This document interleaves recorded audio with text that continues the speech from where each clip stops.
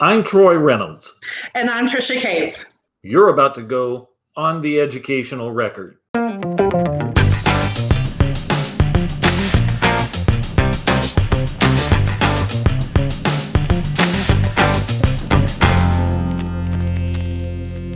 Welcome to the Educational Record, a YouTube series where we grill candidates for Texas state offices about their positions on key educational issues so you can make an informed choice when you vote. As you make that informed choice, we hope you'll join us in the block vote. If you don't know what that is, stay tuned. We will talk about what the block vote is at the end of this video. As you can see, we have a guest host today. We'd like to greet Julie Rankin. Julie, you want to introduce yourself just briefly for them? I'm Julie Rankin. This is my 23rd year in teaching all Latin for my district and additionally U.S. history and college readiness this year. And we welcome Julie to the show. We also welcome our today's guest, Jennifer Skidonenko. She is candidate for House District 106, correct? Okay, welcome to the show. Thank you. Thanks for having me. So let's kick it off. Tell us a little bit about yourself. Okay, so I am a mom of two. I always have to start off with this. I feel like it's most important. My oldest is 19 years old and he's in the Army, and my youngest is 6 and he just started first grade. We live in Northeast Denton County, and both of my kids are Denton ISD kids. I'm married, and we've been here in this district for almost 7 years now, own our first home here, and I love it here. So, Jennifer, give us an overview of your philosophy on public education. An overview. So, my philosophy is that in order to provide an educated workforce for our state and for our country, we have to invest into public education. It's really important for our kids. It provides a high standard of education, quality, and everyone should have access to education, no matter where they live, what their income is, what they look like. And in order to do that, we have to make it available to everyone, and we have to fund it. If we don't fund something that's available to everybody, it's not going to do as well of a job as we'd like it to. Agreed. One way we try to find people who will fund education, who will take action to improve education rather than try to defund it and privatize it, is Texans for Public Education rates candidates as either friendly, neutral, or unfriendly in their attitude towards public education. We know what that means to us, but what does it mean to you as a candidate to be friendly towards public education? To me, it means that the elected official not only obviously agrees that public education is important, but actually takes steps to make sure that public education is funded, that it's equitable, and that things get done. It can't just be somebody who says, sure, I love public education, gets the votes, and then does nothing. And then even worse, an unfriendly person votes against the best interest of all the students and the educators. Agreed. So what do you see as the top 2 or 3 issues in public education? Well, when COVID started with this whole pandemic, they shifted a little bit. I feel like now the top 3 issues is recovering from the economic crisis of the pandemic, which is going to unfortunately affect all educators in public education. And hopefully, I will be fighting when I get to Austin. I will be fighting to make sure it does not have a negative impact. So I feel like that's going to be pretty important, is to protect, not only protect the funding that you have, but to make sure you get more. And then creating what I remember, you're still, hopefully, I guess you're still calling it the 25 by 25, to make sure that within the next 5 years, that Texas public education is 25th, rather than the very low. Now, I forgot what it was now. I think it's 37th, 38th? Depends on which poll you look at. We are somewhere between 48th and 44th.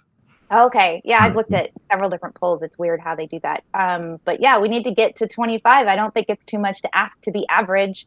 Of course, we always prefer to be more. But another priority is educator pay. and not just the teachers, but the staff members, those that work in the cafeteria, those that drive the buses. It's really important to make sure that you're taken care of financially. And then retirement. We can't, we've been promising you are promised a retirement where you can at least live comfortably and have access to that. And we need to make sure that you have that when you retire. Okay. Thank you. Jennifer, with all of those issues, there has become one kind of broader issue that runs through all of them that has emerged over the past couple of years, and that's the issue of local control versus state control. Now, of course, the state should have some control if they're contributing their share of the money. Arguable that they're not doing that right now, but in a perfect world where they are, of course, they should have some say in how their money's spent. On the other hand, parents would like to think that they have some say in how their children are educated in their local school district and how that money is spent in their local school district.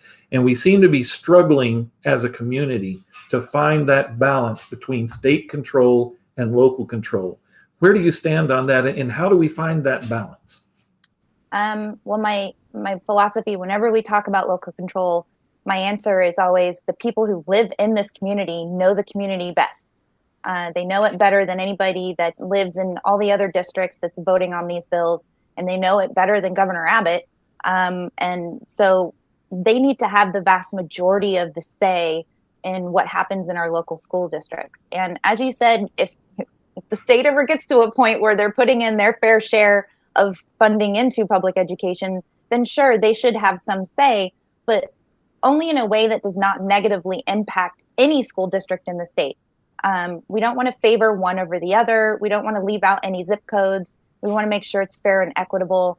And I do believe that, if there are school districts that are not doing what they need to be doing for the best interest of the students, then sure, the state should step in, but it's a case-by-case basis. But I really think that the majority of the decisions do need to be made locally. All politicians say they love public education at election time. Teachers and the rest of the public ed community are tired of empty platitudes. What concrete moves can you outline in your plans that are more than simply campaign fluff? I can say that parents are tired of the platitudes also. This is my first time running for office. I've always been an organizer and a mom kind of in the backgrounds, and that's all I heard were platitudes. And I'm still hearing it from my opponent now. My mom, his wife was an educator, his mom was an educator. Okay, well, your voting record says otherwise. I think that I'm not an expert in this, so the first thing I'm going to do is listen to the experts and say, what would you like to see happen? And I would like to make public education, when we talk about the budget, the top priority, and make sure that we say, we need to talk about how much more funding we can put into this, and not try to find ways to chip at it. And then just as far as making sure that the retirement, like I mentioned early on, we need to make sure that the retirement fund, the TRS, is funded, and that it's not going to be one of the sacrifices of our economic recovery. And just put the legislation out there to keep fighting to make sure that the pay raises are real and sustainable, and that what passed in the last session, that is sustainable, and that we can continue the funding for that. Like I said, I'm not an expert, but that's my one big, I'll brag about it, I'm really good at bringing experts in and listening to them. Good. Jennifer, along those same lines, just like politicians like offering platitudes during election season and then not following through, you have the other group that wants to go negative, that you hear things like the school to prison pipeline and the public education system is broken, which I would say it's not. If there's anything broken, in my opinion, it's that we don't advertise the positive things that are happening enough, and we're allowing someone else to control the dialogue. But that being said, for the sake of argument, for a moment, for those politicians, let's present that to you. What's broken, and what would you do to fix it? I don't know. I mean, it's not the school that's broken. It's or the school system. It's the state, and it's the politicians behind it that are making the decisions to fund and to make sure that everything is there, all the resources are there for educators to educate our students. The teachers aren't broken, the principals aren't broken, the educators are not broken. So I can't, it's hard to answer that question. I can't say, well, it's broke. It's the legislators that are broke, and it's this cloud of people that want to come in and try to privatize everything and make a profit off of our students, and leave people out. And that's what's broken, is allowing privatization to sneak its way in, when we know that that's not going to have a good ending. That's not good for our communities.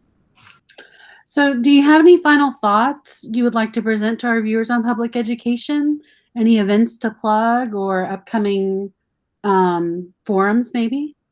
I don't have any forums that are scheduled, unless Nick has put something on the calendar that I don't know about.